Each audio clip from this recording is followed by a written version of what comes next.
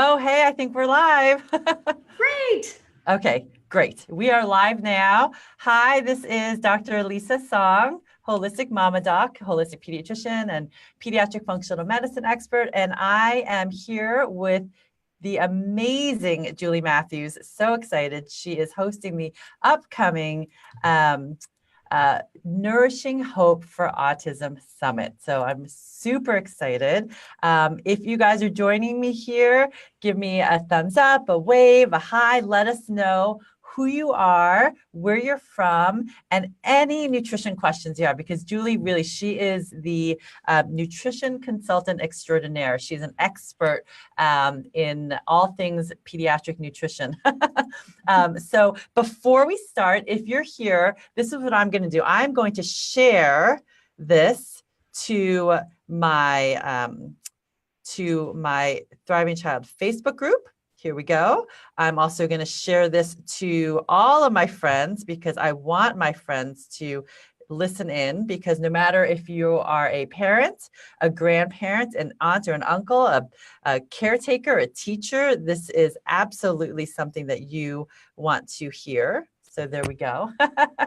Okay. So Julie, how are you? I'm good. Thank you. So I'm super excited. I want to make sure that everyone knows what we're going to be talking about today. So the title of our talk is What Diet is Right for Your Kids? And we're going to be talking about diet.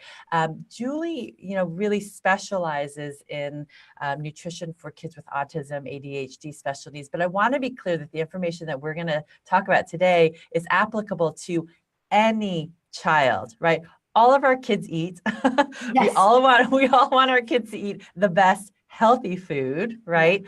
And so, this is going to be relevant for any parent who wants to optimize their child's nutrition, but especially for those of us who have kids who have any sort of a special need. And, when we look at the statistics today, 1 in 59 kids are diagnosed with autism, and 1 in 11 kids is diagnosed with ADHD. And we have this epidemic of teenagers, 1 in 4, 1 in 3 with anxiety or depression. And when we look at PANS or PANDAS, another neuropsychiatric illness, that's probably at least 1 in 200, if not more kids. And then we have kids with not just, neurodevelopmental concerns, but immune disorders, which so many of our kids with autism and neurodevelopmental concerns have issues with eczema and asthma and immune dysfunction and autoimmune illness.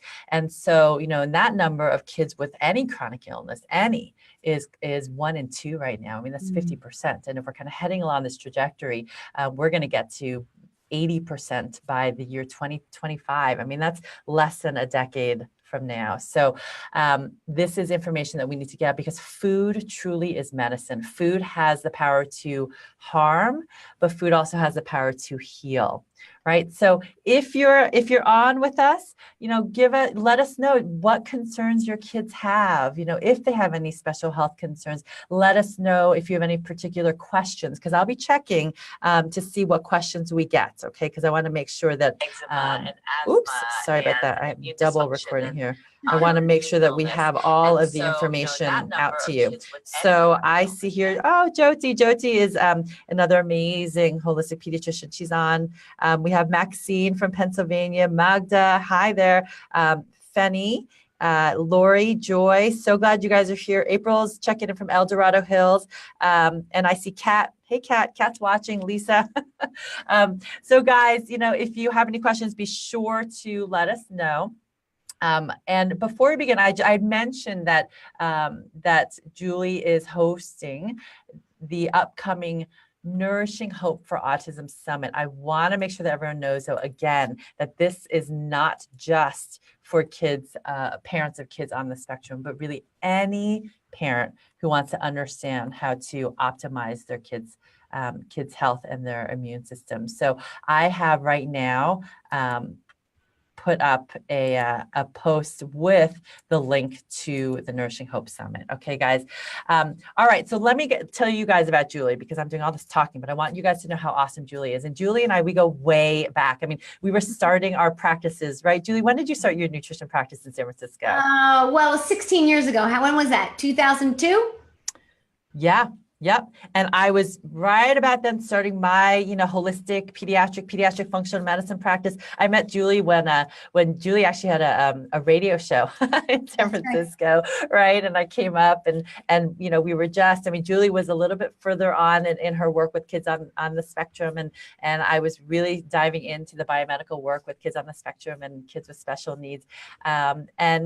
Julie's practice took off, and now she's lecturing around the world on special diets and nutrition concerns, and something called bio-individual nutrition, which is what we're going to go over. And then we actually had our daughters exactly the same year. So our paths have kind of merged and woven together. So Julie is amazing, and I feel like she's my kind of soul sister in medicine with me. So, nice. So let's dive in, and I want to first share with Julie. I want Julie to share with us a new study that she participated in, and it's looking at nutritional interventions for kids on the autism spectrum. And there are some really incredible results. So can you tell us some of the results of the study? Absolutely. So it's called the Comprehensive Dietary and Nutritional and Dietary Intervention for Autism, and it was a year-long study. We looked at 6 approaches or 6 interventions: a multivitamin mineral formula, a fatty acid, digestive enzymes, carnitine, Epsom salt baths, and a healthy gluten-free, casein-free, and soy-free diet. So the exciting thing about that is that we did all of those synergistic approaches. A lot of times in studies, you'll look at one thing, which is great, and all of these have been studied individually. But as you know, that's not how parents implement nutrition. You are going to do everything you can that you might think might help, and you're going to get a synergistic effect when you do more than one thing at a time. So we wanted to see that, and we followed them for a year, and we found a 7-point increase in nonverbal IQ.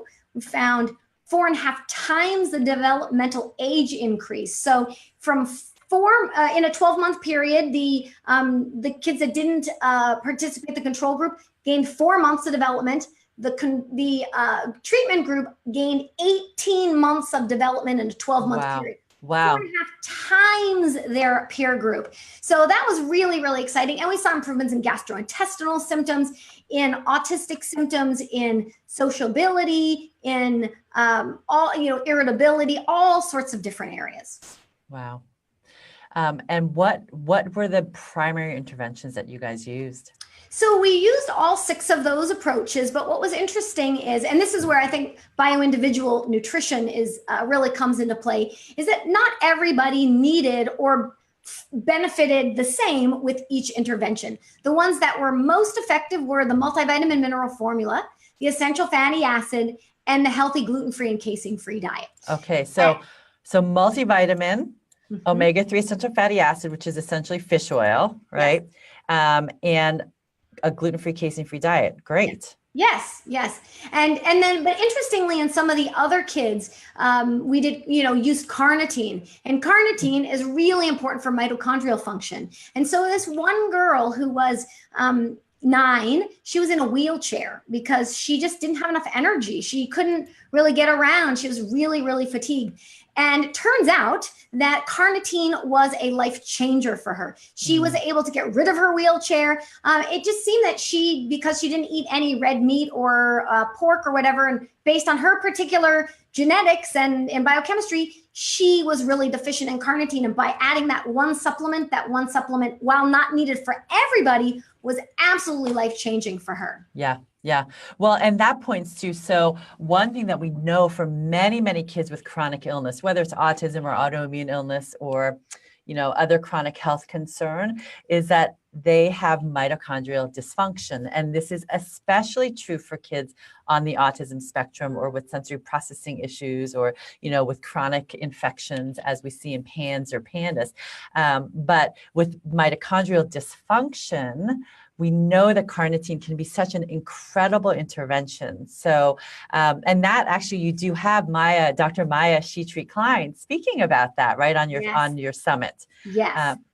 So that, we'll go through some of the highlights of the summit, in just a little bit. But, in case you all are wondering, well, what are some possible signs that my kid might have mitochondrial dysfunction?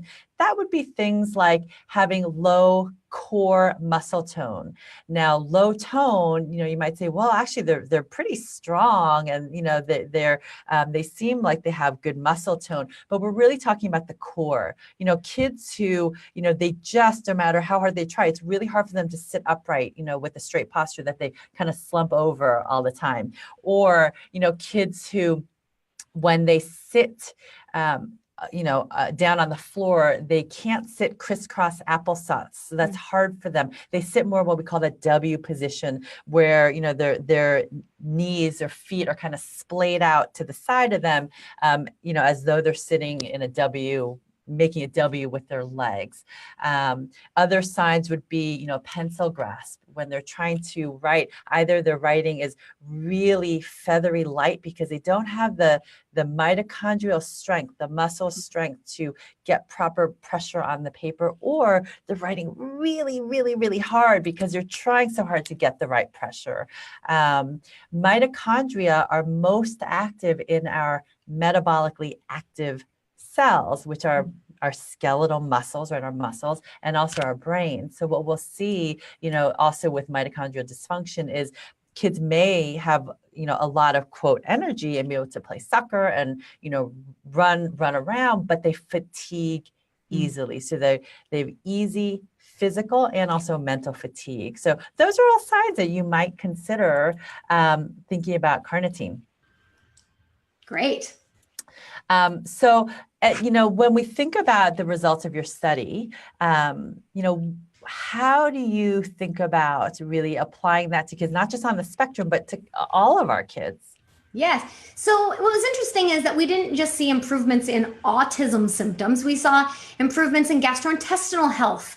We saw improvements in language, in playing with others, in, things that all kids need, and that to be healthy and happy. And so when you have a healthy diet, you take out the inflammatory foods like gluten and dairy that can be causing, whether it's congestion or inflammation or whatever, and add some good nutrients in, that can really be a game changer. There was a boy, there were a couple really interesting case studies that I'll pull out. There was a boy that started a healthy gluten-free and casein-free diet, and pica, which is eating non-food items, was completely gone after starting a gluten-free and casein-free diet. Wow. And this man who was 27 years old, who had a catheter, he no longer needed it when he went dairy-free. It went away. Yeah. And one day he got dairy and it came back, and then he got rid of the dairy and it went away. Now, again, these are more, extreme examples, but I'm just showing you that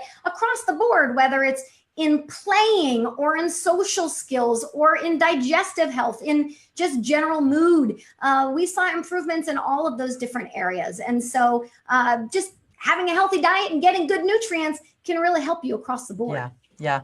Well, and that shows you how, many people think about food sensitivities, food intolerances, food allergies is really affecting just gut health, right? But, we know that the gut is so connected to the brain and the immune system and our hormones and our adrenals. And so, just the food that we use to really nourish our bodies and our gut are going to have far-reaching effects on pretty much every system, in our body. So Yes. that's incredible, to think about, the effects on bedwetting, or, the effects on pica, right? That desire to eat rocks and inedible objects.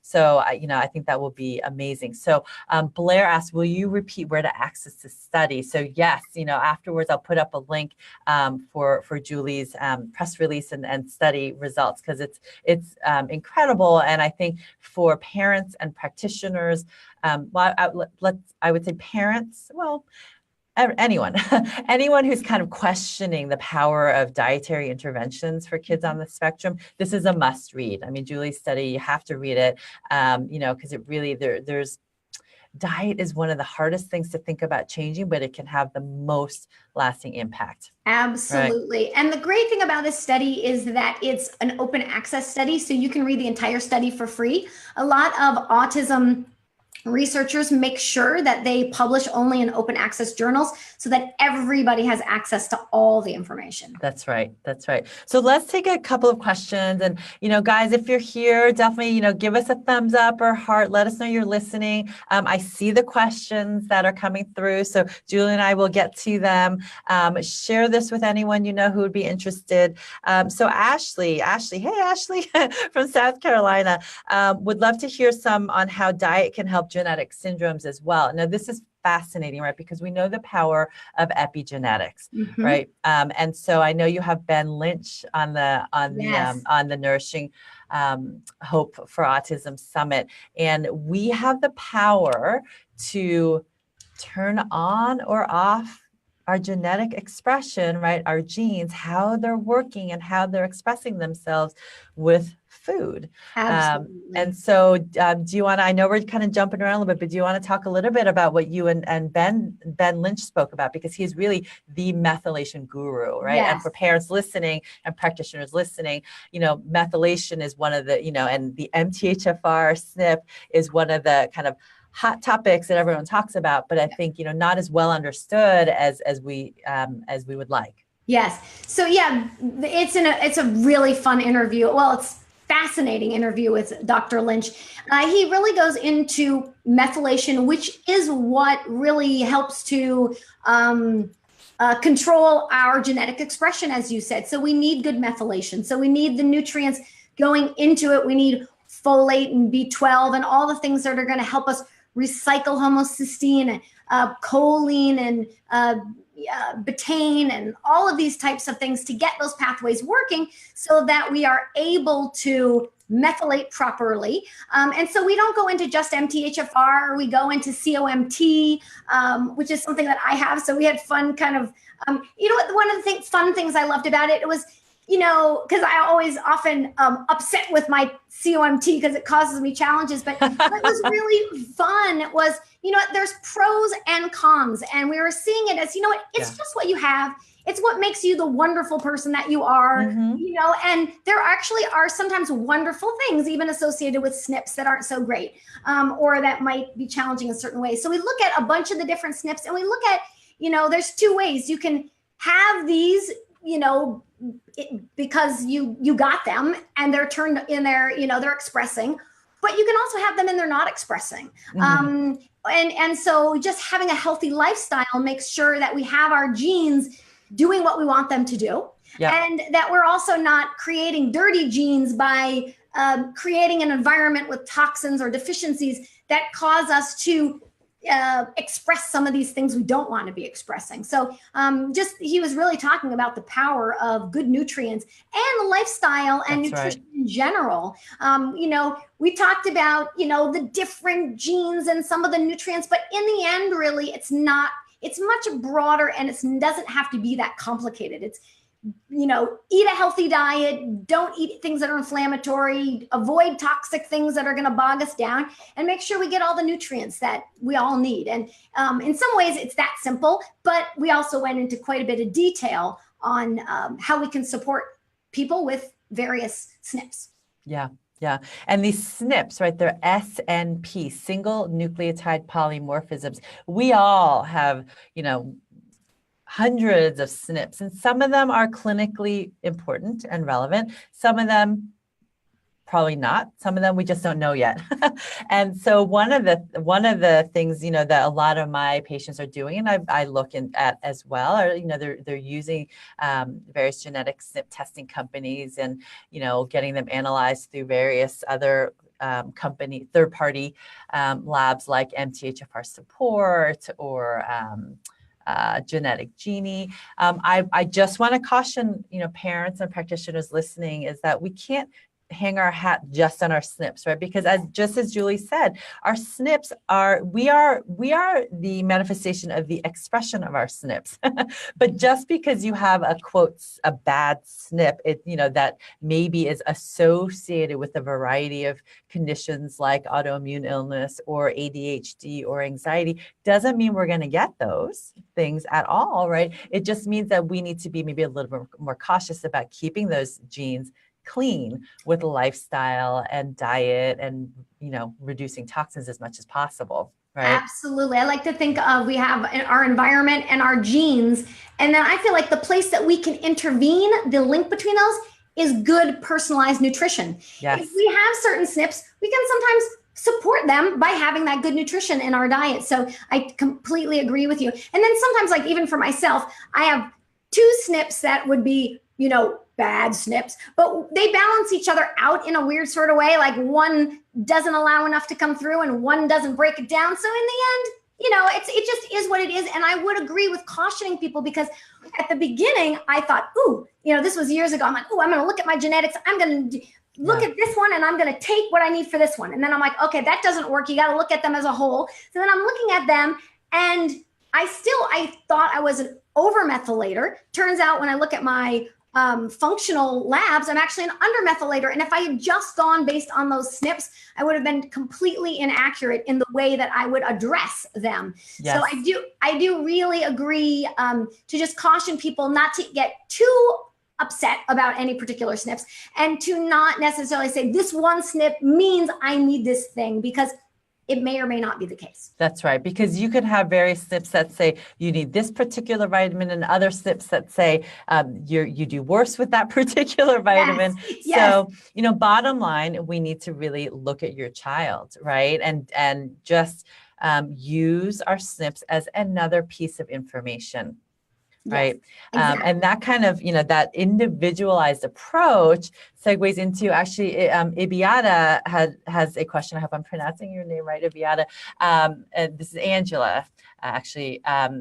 And says, my son is autistic and quite hyperactive. What diet is best for him? Doing the FACT diet right now, but not much effect. I'm not quite sure, Angela, what the FACT diet is. Maybe Julie, but or if that was a typo. But the title of our talk was "What Diet is Right for My Child," and that was a little bit of a little bit of a misnomer, because there is not just one right diet, right? The diet that's right for your child is the diet that's right for your child, right? And it might change. That's right. It will change. Right. Yes. And that's where Julie's bio-individual approach is so awesome. But what I want to do now, because I know I have a ton of questions about all these different dietary terms and initials that you hear, like, GAPS and SCD and FODMAPS. So I just want to do a super quick run through for all of you guys listening on, Julie's take on sort of the highlights of each diet, right? Because then we can see, well, what are the components, right? How are they different? Okay. Let's do that. Maybe we can, and while we can't answer which question is right for Angela's child, because we don't know Angela's child, but I would like to, as we go through the diets, suggest with hyperactivity, there are some really interesting things to consider in terms of diets. And some of them are well known and some of them are not that out there in the mainstream. So maybe we'll start with some of those as we go through. One of my favorite diets for kids that have behavioral challenges, hyperactivity, red cheeks, red ears, aggression, irritability, sleep challenges, are looking at compounds called salicylates and phenols. And it's because that with kids with ADHD and autism, as well as depression and IBS and a variety of conditions, there's a pathway called sulfation. And we know that in the research of kids with autism, a vast majority, depending on what study you're looking at, 72% or more of kids with autism have challenges with the nutrients they need for that pathway and the pathway itself. If you don't have that, then really wonderful foods like berries and apples and grapes and herbs and spices can cause some of these symptoms for some people. So it would be something that I'm always, just mentioning to people, because sometimes I think that they think these foods can't do any harm. They're all good. And they're great. And my goal is to get someone able to eat them more. So my goal is not to restrict them, but someone might find that for a period of time, they might do better to restrict them or lessen them to the threshold their child can tolerate. So for example, I had one client that ate literally the grocer knew the parents, even though they never came in together, because the child 17 or 18 apples in a 2 or 3 day period. Wow. And they were bright red apples too, right? Yes. And that is to me a sign that, there's probably something going on there. So it's really finding out how much someone can tolerate. And then what I do is I try to look at how can I balance those underlying pathways, try to get those nutrients built up so that they can tolerate and process them better. Maybe it's addressing the microbiome and the gut. Maybe it's building up those nutrient deficiencies, whatever it might be for that person, if they're having a challenge with those. So that's a fun one that I like to talk about because a lot of people don't know about those. Those are diets like the Feingold diet or the Failsafe diet. We're looking at compounds, salicylates, phenols, amines, glutamates, those kinds of things would be some I would look at. And like we said, it's not just hyperactivity, but a variety of different physical and behavioral challenges. Yeah. So let's just pause here because you gave us a ton of information and we can sort of summarize for everyone listening, right? So guys, give us a thumbs up or a sad face if you're a child or a child with any of these symptoms, right? We're talking, hyperactivity, irritability. We're talking physical symptoms like flushed cheeks or bright red ears after they eat, sleep disturbances. What else, Julie, did you mention? Aggression, but we mentioned irritability. Yep. Sometimes crying, like a lot of teariness or crying or trouble kind of regulating emotions. Yep. So if your child has any of these, then you may consider looking into these diets that limit salicylates, right? Salicylates is spelled SALICYLATE,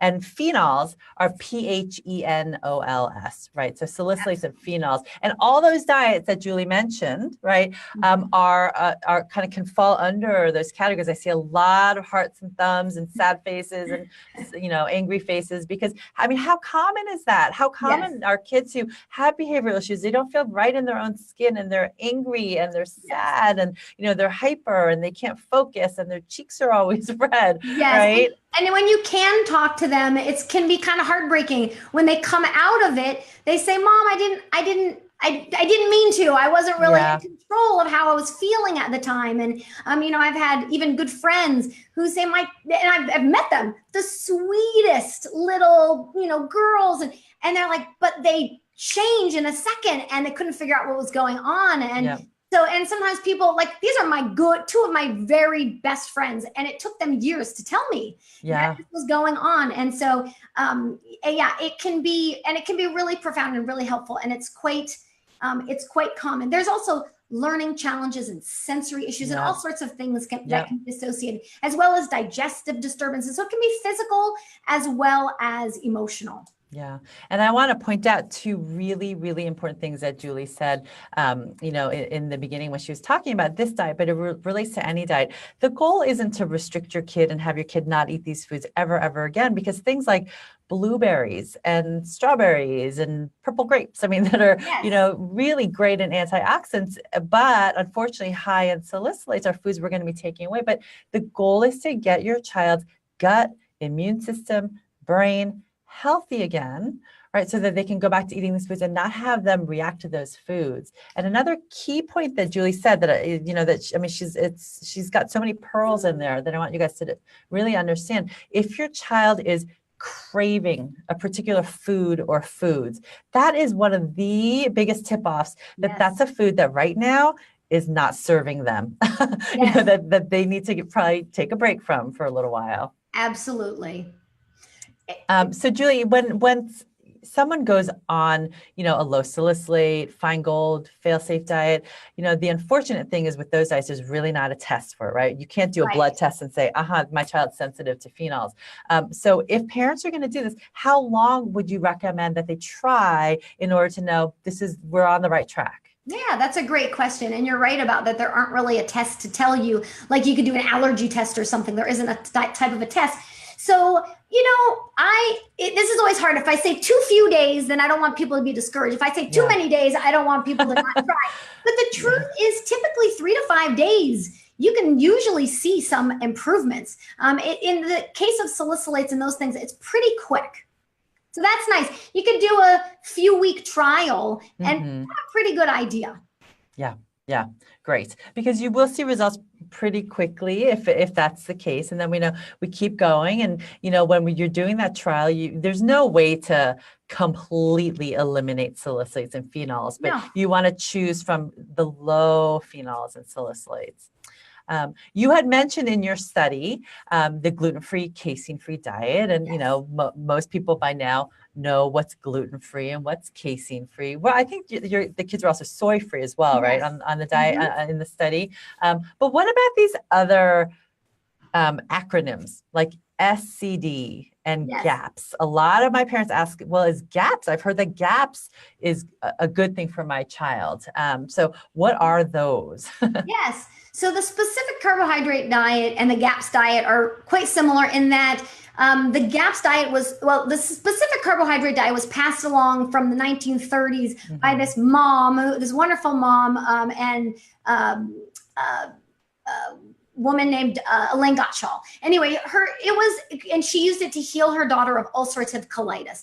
And it's a diet that has no grains and no starches like potatoes, sweet potatoes, there's a few legumes that are added in there. But it's a diet that basically avoids all rice, all corn, all soy, all millet, any kind of grain, oats, all that kind of stuff. And really focuses on like non-starchy vegetables and meat and good quality fats and that kind of thing. And then Natasha Campbell McBride's a doctor that used that diet to help her child, got amazing results, and created the GAPS diet, which basically uses a very similar food list, but takes it to the next level with other approaches and kind of a more structured program. And both of them can be wonderful for some people. I find that if someone does a gluten-free and dairy-free diet, soy-free diet, maybe they're still struggling with gastrointestinal symptoms or other things. They feel like there's more to do, especially around the gut. Sometimes these grain-free diets can be really, really helpful. Yeah.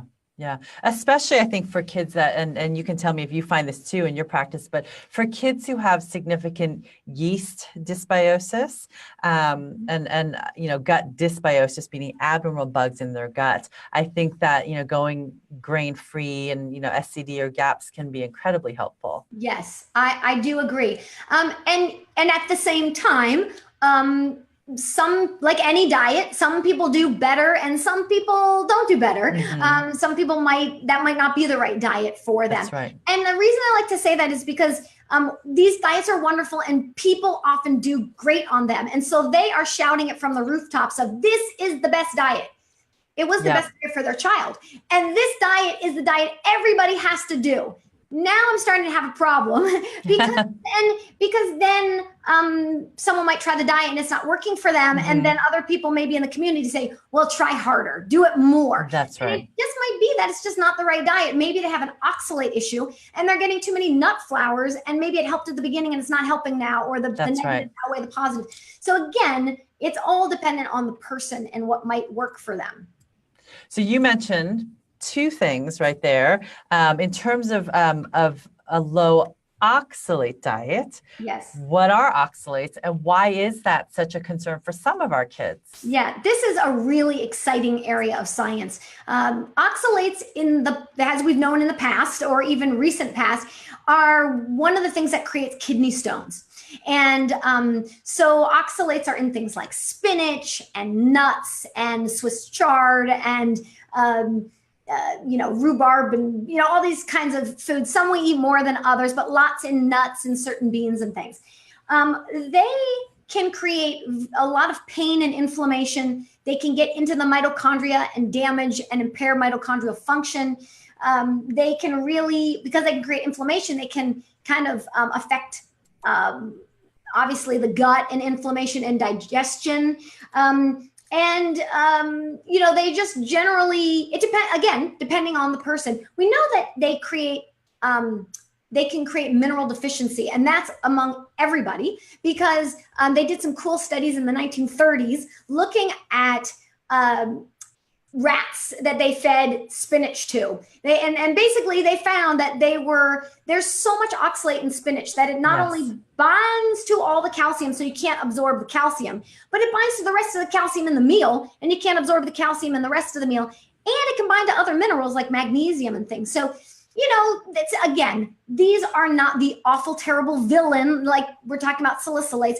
At the same time, they're a little bit different in that I think at some threshold, I know, at some threshold, oxalates are actually poisonous. In fact, the reason most houseplants are poisonous is because they're so high in oxalate. So there's a level of oxalate that we can all handle. We've got a good gut microbiome. We've got good solid integrity of our gut wall and stuff. There's a certain amount of oxalate most of us can handle. But depending on who you are, you might have a lower threshold of capacity for oxalate. And then that can create all sorts, if you can cause mitochondrial impairment, you can pretty much affect any system in the body. That's right. That's right. Because we have mitochondria. Mitochondria are our cellular powerhouses, right? I mean, mitochondria govern pretty much the appropriate functioning of all of our cells. Yes. And one of the interesting things you were saying, you were talking about yeast, and I absolutely agree that a lower starch, a grain-free diet can often be very helpful for some of these dysbiotic organisms.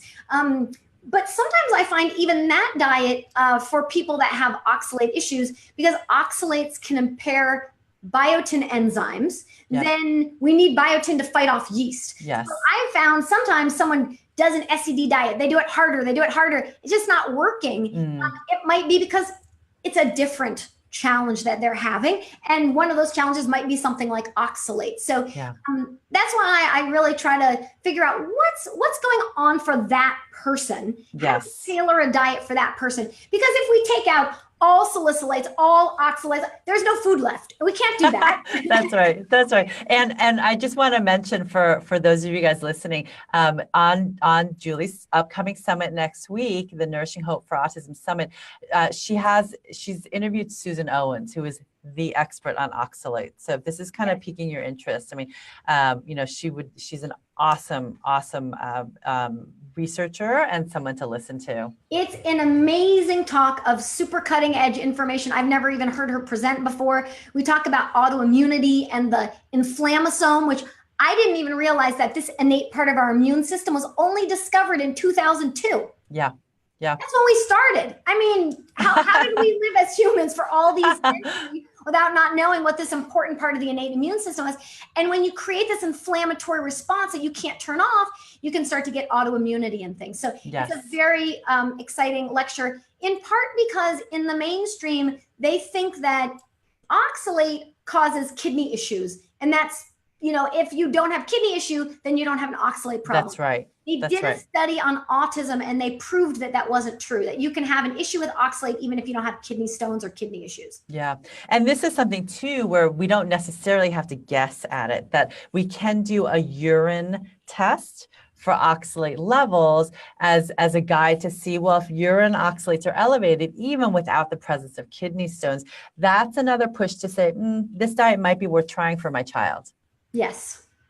So, I have by now, if any of you guys are kind of getting confused, like, oh my gosh, well, all these diets, what can I do now, right? Because Linda writes, don't the benefits of berries outweigh those risks? We are so berry heavy. I'm pretty bummed out right now. Yes. Right? Okay. LOL. So we're going to take a step back. I do want to go through, just some of the other diets that you guys may have heard about, and just want to clarify exactly what it is. I mean, most of you guys know what paleo is, but, there's also, I'm seeing a lot of questions on histamine. So I want to talk about that. But let's take a little sidestep here, right? Because I don't, Julie and I, we don't want this to be overwhelming, right? No. We want this, we're just presenting information on what dietary options are out there. But then, giving the idea, right? Julie said the goal is to get your kids eating foods again, right? Not eliminating everything. And we do that, and we can do that by healing the gut and healing the immune system so that the reactions are not as strong. It can take a little while to figure out how to get there. Sometimes you get it like that, right? That first diet you try, you're like, oh my gosh, life's different, right? Other times, it takes a little tweaking. So this is where Julie's bio-individual nutrition approach is golden, right? Because as she mentioned, we all as practitioners, right? And I've done this too, where, you see some kids, with these incredible results with a particular diet, or you have a child who has had incredible results with a particular diet. And then you think, well, every child needs to be on that diet. But then as you go along as a practitioner, you see, well, not every child does great on that diet. Right. Some kids might do worse. Yes. Some kids, no change. And then we have to think about, well, what other possible dietary interventions can we layer in or change and tweak? And sometimes the diet, as Julie mentioned, that was working for your child isn't working anymore, and you need to look into what else could be going on. So what is the bio-individual nutrition approach? Yes, let's talk about that. And I want to just comment on that person who is feeling a bit depressed from all of this.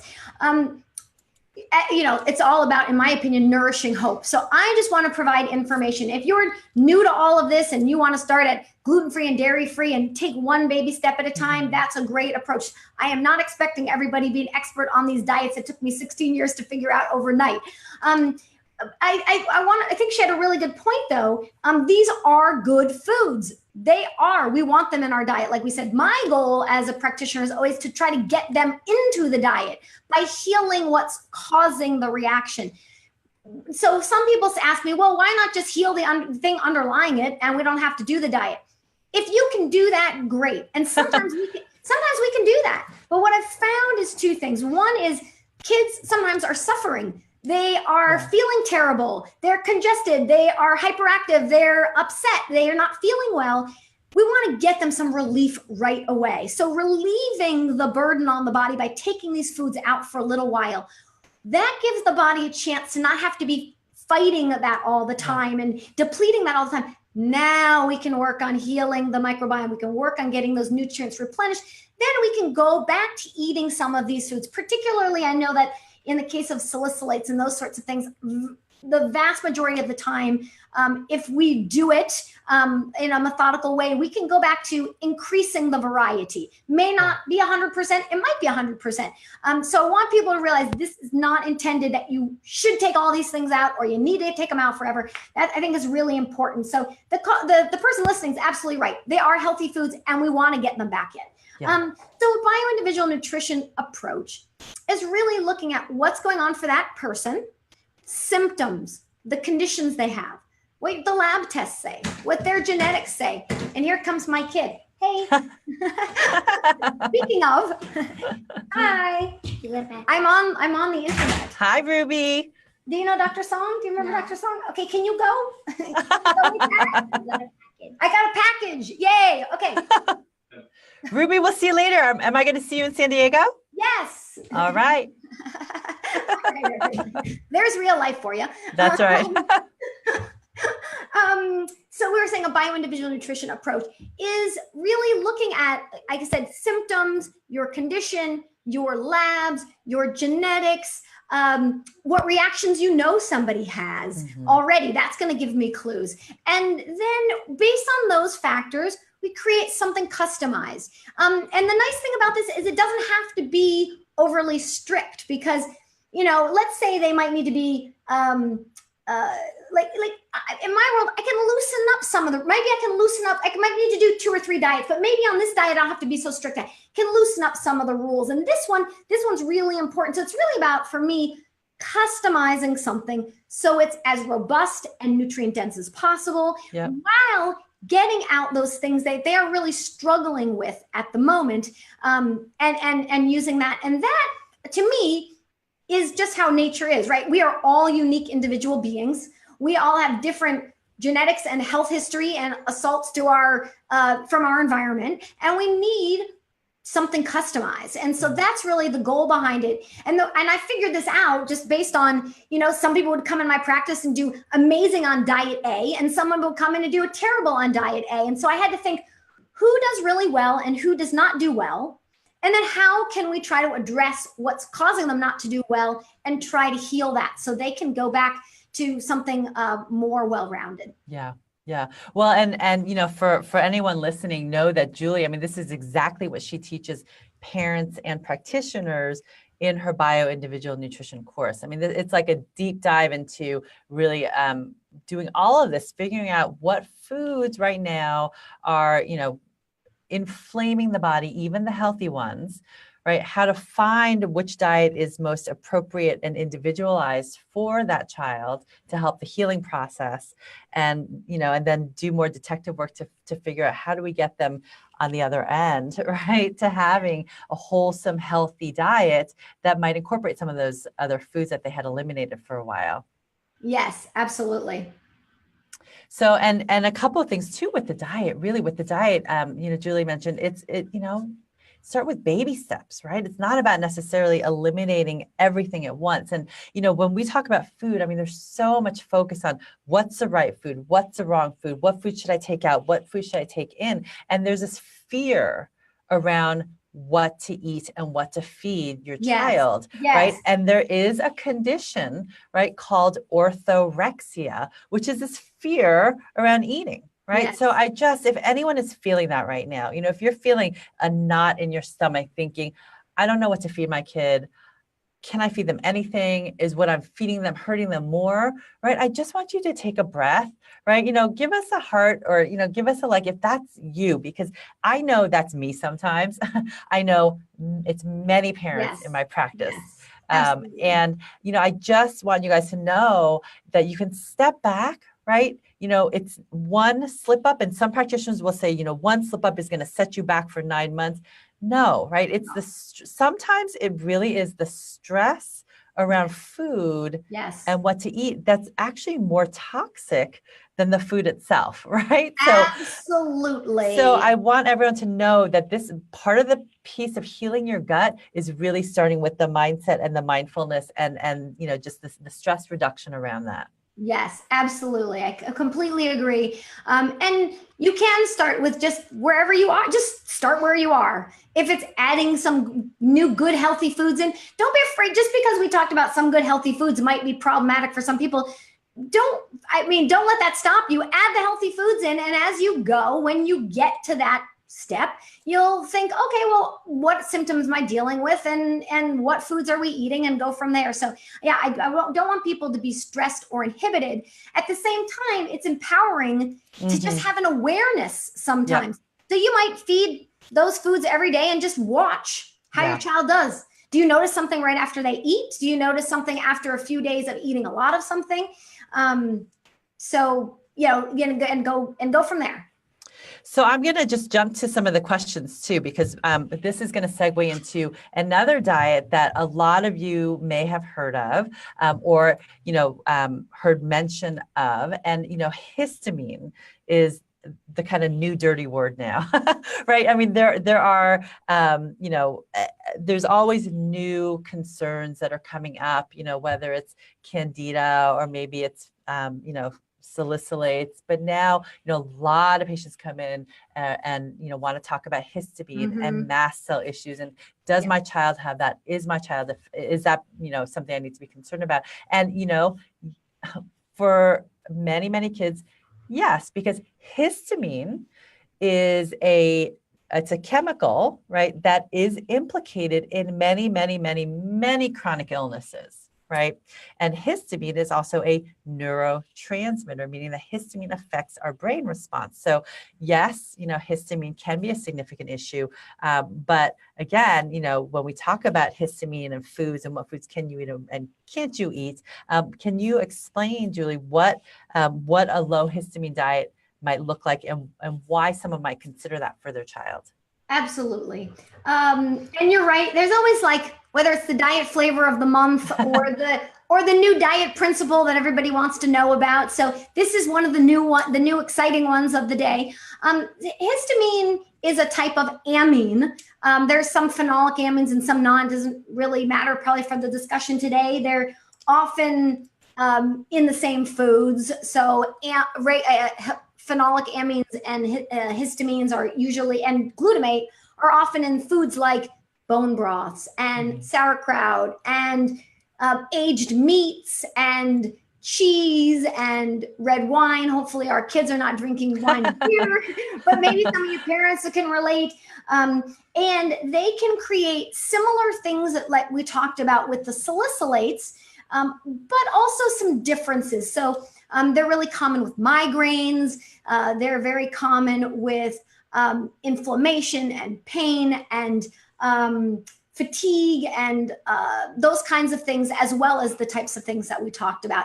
And the thing is that mast cell, so histamine is something we can get from food, but it's also something, it's a natural substance in our body that our immune system uses. And so you can have issues for other reasons. Like if you get exposed to mold or other things like that, you might have this very activated immune system, and you might have these mast cells which are giving off their histamine and causing this reaction similar to if you ate a bunch of food that had histamine. So it might be a food issue, but it might not be. It might be associated with an unregulated immune or dysregulated immune system or some other, environmental response.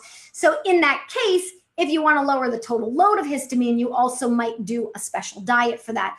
So it kind of depends. Some people have histamines just associated with those histamine-rich foods. Some people might have a histamine issue because of these other types of things we're talking about. Yep. And some of the, the physical symptoms, because what's fascinating for me to realize is that so it's not just a matter of taking away all histamine, right? We have histamine for a purpose. And, it's just when it becomes imbalanced. Yes. And we have histamine receptors on just about every cell in our body. So we have histamine type 1 receptors, which are mostly on our skin, right? Those are the, when those are activated, it might give us hives. We also have histamine type 2 receptors, mostly in our gut. And those are what might cause reflux. We have histamine receptors on our immune cells, and those might cause some immune dysfunction and maybe a tendency to chronic infections. But we also have histamine receptors in our brain, right? So we have histamine, and those might cause symptoms like brain fog or, slow processing. So some of the tip-offs, if your children has any of these symptoms, you might look at histamine. Now, another tip-off is something we call dermographism. And dermographism is literally if I, take my fingernail and I, with my fingernail, write my name, right? Elisa. In a little bit, this will go away and it'll look as though I'd never written on my skin, right? If I have dermographism, what's going to happen is these where I drew are going to get a little raised and a little white and even look like hives there, right? So those are some signs that you can look at to see, well, do I want to consider a low histamine diet? But that is one of the kind of diets of the month, right? So you want to just know it's not just all about histamine, right? It's not just about kind of squelching all histamine, because some people will say, well, I need to give up all fermented foods, which are so good for your gut, right? But it's really looking at, with all of these, looking at the load that your child can handle, right? Because you may be able to have a little bit of sauerkraut, but then if you had a little sauerkraut with some aged cheese and, some aged steak, and a glass of wine, all of a sudden it's like, oh my gosh, and now I'm having hives and my face is flushed and, I have a headache. Right? Yes, absolutely. So are there any other diets that you think parents should know about? What about the ketogenic diet? Because that is really and truly the diet of the day right now.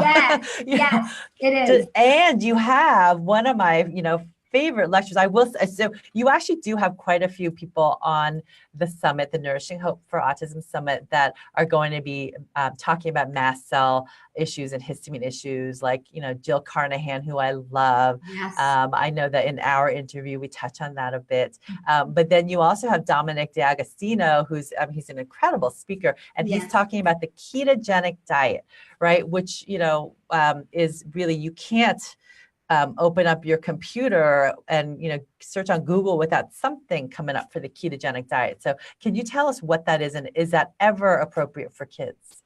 Great question. Yeah, he is an amazing researcher. He has a background in nutrition. He's worked for NASA. He's done with brain, protecting brains when they're in oxygen deficit and all sorts of amazing things. And so he is really well knowledgeable and done tons of research on this. So he's incredible. It's a great interview. And so we just talked about when the diet is good for people, and then also even when it isn't ideal for people. So like you said, it's the new diet flavor of the month. And now it's like, seems like everybody is supposed to be doing this diet, from what you hear from people out there. And at the same time, there are parents and practitioners who have some concern. It's a very restrictive diet.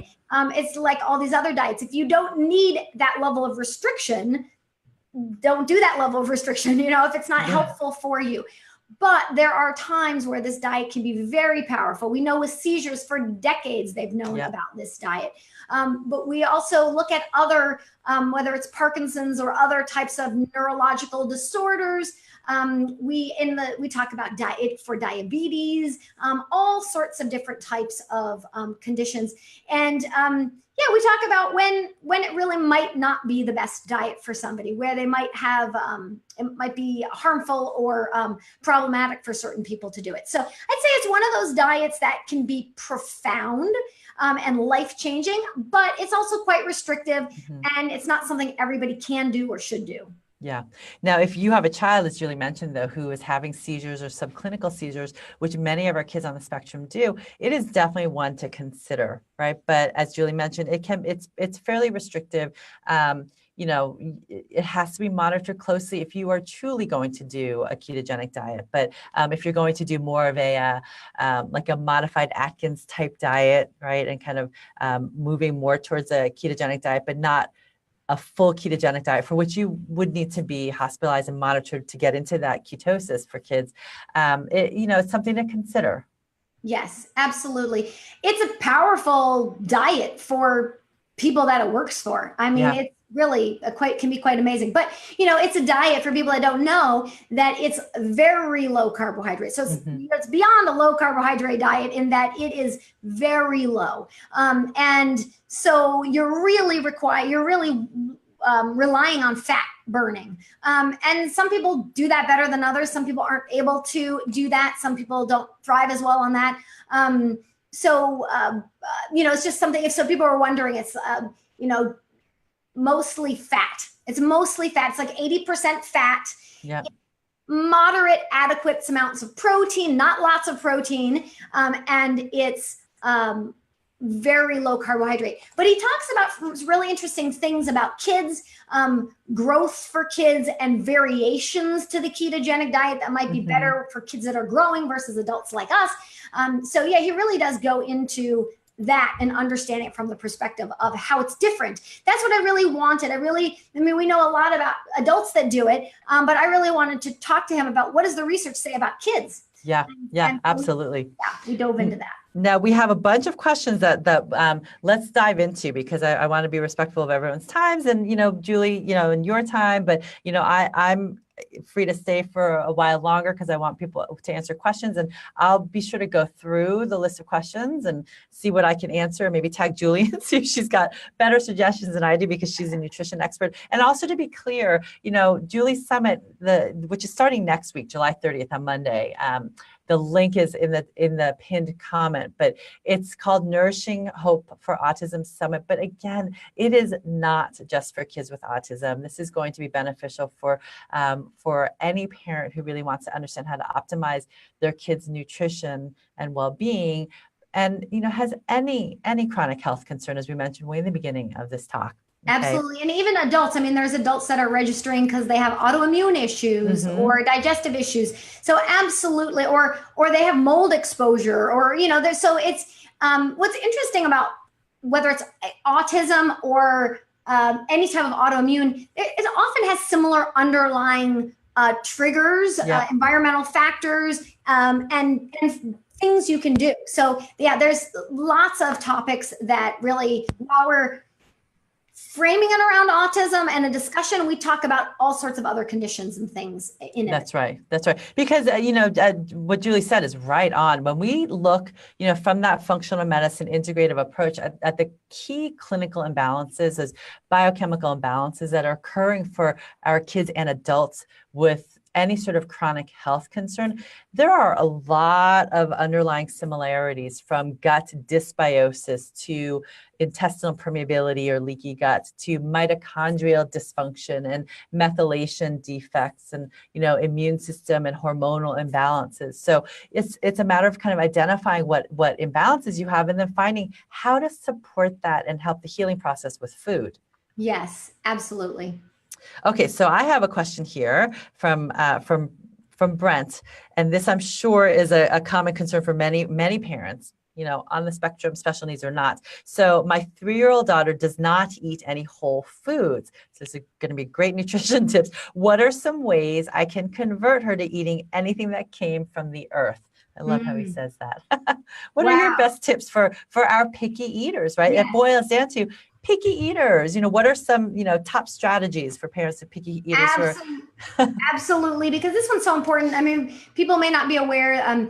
Picky eating is pretty common. It's about 25% of kids, but in the autism population, it's about 80%. So a vast majority of my clients are similar to Brent's child in that we want to get more healthy whole foods into them. And actually I do a whole interview. A mom with a child who was a picky eater, who was one of my clients, interviews me on this topic. So but I'm going to give you a bunch of gems now. I love it. What I would do is I would look at why do you think they're a picky eater? Can you figure it out? Is it that they have sensory issues and they don't like to touch wet things like a wet mango is like really slimy, or they don't like, do they do better with a blueberry, which is like dry on the outside versus something slimy? Do they do better with, do they not do well with like rice, which is like a bunch of little tiny particles in their mouth? If for them, it sounds like it's more like vegetables and things like that. So I would be wondering, why are they just scared for some reason? Are they just different for them?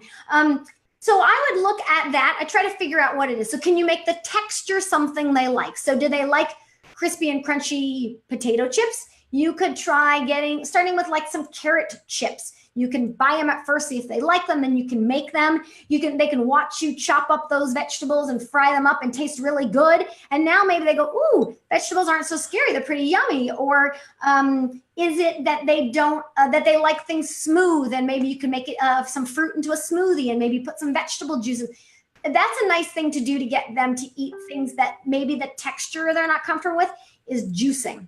Juicing vegetables, you can put some fruit in there too, fruits and vegetables. You can get, because kids typically like the texture of juice. So that one is a nice way to get kids that don't really eat any produce in. Like I said, different types of textures. Sometimes you can hide things, but you do want to be a little careful because you don't want to lose trust with your child and have them now suspicious of everything you feed them. And then now they're not going to eat that. They're eating 5 foods and now they're not going to eat one of those foods because we just messed with it. So you kind of need to know your child and what strategy is going to work best for them. Some kids just have anxiety over green things. And if you blend them and puree them and hide them and stuff, they're 100% fine. Other kids, you really have to be kind of careful about that approach. But I would say those might be some good starts. Yeah, those are great starts. And the other thing that I have parents think about for our kids who are the pickiest eaters, and it's related maybe to the sensory part of it. I recommend just looking to see what your kids' zinc levels are, because low zinc can absolutely cause a low appetite, sensory issues, or motor aversions, and picky eating. And you can get a blood test done for your zinc and red blood cell zinc levels, or you could try adding a little zinc, because chances are, if your child is a picky eater, their zinc is probably low, right? So supplementing with just a little bit to see how they go, maybe, 10 milligrams, 15 milligrams, not a lot, but that can also be, something to consider trying. Yes. So hopefully for Jyoti, she asked the same question of her 16-year-old who is a picky eater on the spectrum with severe food allergies. It is unusual for me to find a child on the spectrum that has optimal zinc levels. Yes. So that I would say, The other thing you might try is like a zinc taste test.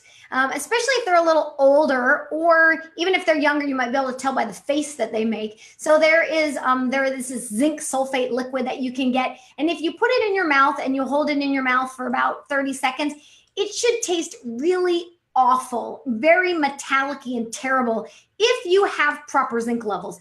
If you don't, then usually it'll just taste like water. Now, it might be a little hard to do with kids, especially kids on the spectrum or kids where you can't hold it in their mouth or they can't express it, but you could try and see if you can get any data from that. Yeah, if they make a funny face or they spit it out right away. Yes. Right. A couple of questions from Ying and also Magda about, well, Magda's daughter has multiple IgG reactive foods, including chicken, that she can't get her head around how you can be sensitive to chicken. And Ying asked about beef. And so, Julie, you can let us know what your experiences are. But, from my experiences, typically you're going to be sensitive to the foods that you eat the most frequently. And that, when you have a leaky gut, right, it can be even to lettuce. I've had some kids sensitive too. Yep. If your gut is leaky and you eat these foods a lot, then there's a chance that you can develop a sensitivity to them. The other thing that's interesting is beef. There's a new tick-borne illness. I don't know if you've heard where you can get allergic to beef from that. So, and that's more of a true allergy, I believe. I know a woman that had it, and this was, probably 11, 12 years ago, and I didn't know what it was. I thought that seems strange. And then more recently, we're hearing stuff about that. Yeah. Yep. This is a good question. So, Kathy asked about testing for mitochondrial dysfunction. I'll write down some of the labs that you might request for that, including just briefly urine organic acid tests, or urine organic tests can look for mitochondrial markers, blood lactate, AST, as Julie mentioned, carnitine levels. You could even measure CoQ10 levels. Creatine kinase is another one. So I'm going to write these down. Don't write frantically, guys, but I'll write these down in response to Kathy's question. But Holly wrote a question about diet and bedwetting. We're struggling with my almost 5-year-old. Now, I will say at 5, it is very, very, very normal to still wet the bed, right? So it might just be more of a neurologic brain bladder maturity issue. But Julie, have you seen any foods that correlate with bedwetting? Yes, there is one that is most common that I see. Now, again, it could be yeast, it could be some other irritant, it could be oxalates, but the number one thing I think of is salicylates. I have seen this frequently, bedwetting, or especially also if they're having incontinence during the day too. Like you said, at night, it just might be the signals and a maturity thing. If they're having it during the day, then I start to think, it could be just at night, but either one of those, I start to wonder about salicylate. So maybe those are 3 of the different types of things I might consider. So if someone said bedwetting, I'd say, well, do they eat lots of those phenol foods? Do they have any of the other things we talked about? That might guide me down one way more than another. Yeah. So, and, I've seen kids where, you just get them on the right diet. I've had kids where, we might take off gluten or dairy, and those are the big hitters to their nervous system. And then all of a sudden the bedwetting clears, right? Absolutely. So food can definitely play a role. It's hard to say exactly which food or category of foods, but it's worth looking at salicylates and worth looking at gluten and dairy. And then the other thing, just from like a functional standpoint, meaning an anatomic standpoint, just you want to make absolutely sure that your kids aren't constipated. I've had parents who, they say, well, my kids, they poop every day, nice big poops. There's no way they can be constipated. We do an abdominal x-ray and they are full of stool, right? And so, so that's something too that can put pressure on the bladder and make it harder to hold in the urine overnight. This is an interesting question by April. When you're working with methylation, what are some other options? She's already supplementing with a variety of things like methylated B vitamins, I'm sure choline, carnitine. We have major issues with mito and methylation. So Julie, I'm just curious, if you have methylation issues and mitochondrial issues, are there any foods that you think are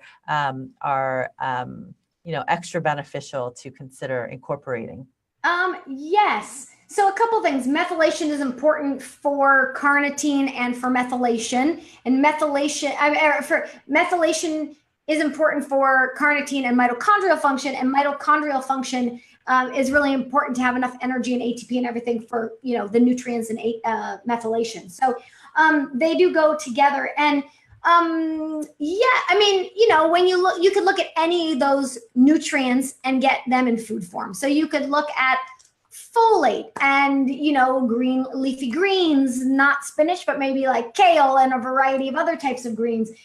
You could look at, eggs and choline and, if you're worried about carnitine, you can try to get more protein, but, it might be that for some reason they need some extra supplementation. So I always like to go food first, try to get as many nutrients from food, but there are times where a therapeutic level of something is very hard to obtain from food alone, depending on what the nutrient and how much that somebody needs. So you might need a combination of, foods and supplements, depending on what it is. Yeah. Great. Another question, and we're going to wrap this up in just a little bit, guys, but Carrie writes, we spoke about the histamine issues that are best for kids with, she writes supplements that are best for PANDAS kids with high histamine issues. But this question is what I think every parent is wondering when their kids are on a special diet. Is it okay to let your GFDF kids cheat occasionally? That's a really good question. Okay. This is such a good question. I would recommend against known cheats because a single cheating incident could activate the inflammation and create these peptides and these immune system responses that could stay in the system for a number of months. Now, at the same time, Dr. Song was saying how, the world isn't perfect and things happen. So if I've had clients, dive under the desk and grab a cracker from another child who dropped it and eat it. I mean, life happens. I don't want people to be stressed if an infraction happens, because if you're pretty clean with your diet, a single infraction probably won't be a problem. But if that infraction happens on any sort of a regular basis, it's just like you finally get over the hump of everything, and then boom, you have to do it all again. So you're really going to benefit by just avoiding them 100%. Yeah.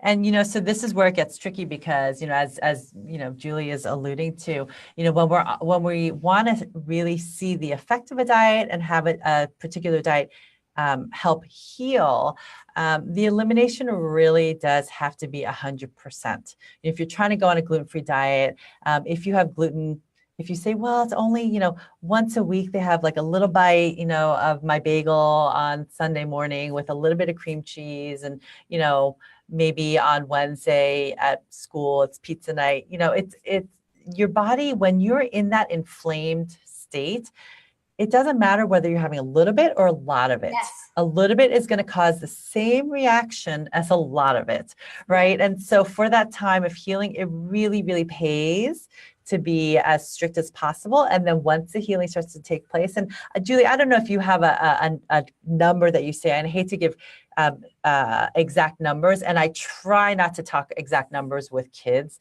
because they'll hold you to it if you say 3 months or 6 months, right? But I do tell parents, I do recommend minimum 3 months, to really get that healing in place, because that's how long it's going to take for your antibody response to dissipate, and for your gut lining to really heal. So do you have any sort of general principles for that? Yeah, I usually try to go 3 to 6 months intently on the diet to see the benefits from that diet. It doesn't mean that after 3 months is all you need to heal and then you can go back to, but I would give it good 3 to 6 months before, just to see what the full results you might be able to get are. And there are times that sometimes people can go back to eating maybe one of these foods depending on their system. But giving it plenty of time. Then if you add something, now here's the tricky part. If you say, okay, I've given it 6 months, I'm going to try to add, I don't know, a gluten something. They seem to be okay with it. Then you think, oh, they're fine with it. Not necessarily the case. The first time you might get a big reaction, the first time you might get nothing, and it might just build up over time. And then before you know it, little by little, those chronic things sneak up on you, and you didn't realize they were associated with the thing you added back in. Yeah. I was just talking with a boy about this today. He's maybe 12 or 13, doing awesome. And we were just talking about how when you introduce gluten, especially gluten, I think it becomes a slippery slope because, maybe the first time it's just a little bit and they seem fine. And then you think, oh, okay, well, maybe I'll do it once a month. Then you think, well, once a month, they're fine. I'm feeling fine. So maybe I'll have it twice a month. And then that twice a month becomes, eventually once a week. And then maybe every few days, right? And then before you know it, they're cranky, they're tired, their tummy hurts, they're not doing as well in school. Maybe they have a little eczema patches, but you're not correlating it with the gluten because you think, but they were fine on the gluten when I reintroduced it. So it really depends. I mean, I will say, Julie and I know we share the same goal to get your kids back on the healthiest diet possible, including some of the foods that we had to take away, like maybe spinach, right? But there are some foods that are just, for many people, not okay to go back on. And gluten, unfortunately, is one of those. Yes. Fortunately, gluten doesn't have any nutrients that you can't get somewhere else. So if you have to avoid gluten, it's not really a big one. Avoiding berries, more problematic than avoiding gluten from a nutrient standpoint. Yeah.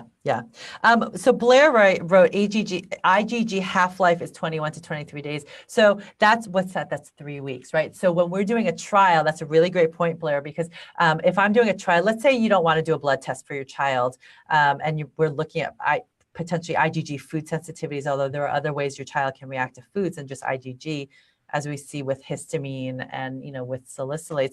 But if it's an IgG reaction and you want to know, one thing that you can do is completely eliminate that food for 2 to 3 weeks. Because within 3 weeks, if you've completely eliminated that food, you are going to see signs of clinical improvement somewhere, right? But again, that's really looking at your child, to that point, is the best test. Right. Exactly. The gold standard is how your child reacts. Right, Julie? Yes, exactly. And then let's see, Julie, there's one more question here, which is a general question on, just nutrition for babies. And I can't find the question right now, but the question was, well, should parents just not do any gluten and dairy from the very beginning, right? Ever, right? If you have a baby and they're maybe 12 and, or you're at the point where you're starting to wean nursing and you're thinking, should I move on to cow's milk? Or should I, forever and ever, not do gluten? Right. What would you say? Ooh, this is a really, really good question. And I struggled with this question for myself, for my daughter. I'd say, what's your family history? If you have people that have celiac, I probably wouldn't add gluten. If you know that your husband or yourself responds terribly to dairy, or you reacted to dairy when you were pregnant or something, then that's probably not a food that I'm going to recommend adding. If you have a healthy family, if you haven't had any issues with dairy in anybody in your family or something, maybe somebody might decide that they want to add something like that. I mean, I feel like gluten doesn't have any nutrients that you couldn't get elsewhere, whereas dairy does have some nutrients. You could still get them elsewhere, but there are some. And I think that depending on the type of dairy, there can be some benefits to it. So I guess I would look at the child, what they're presenting with. Are they if you have a super healthy family, do you have a super healthy child? Is your baby doing great? You haven't seen any reaction to anything? Maybe at some point they might add a little bit of something. I personally felt there was really no benefit to adding gluten. So my daughter's gluten-free, even though we don't have huge gluten issues in our family. And she is right there listening. And she's really fine with it. You're fine with gluten-free, right, honey?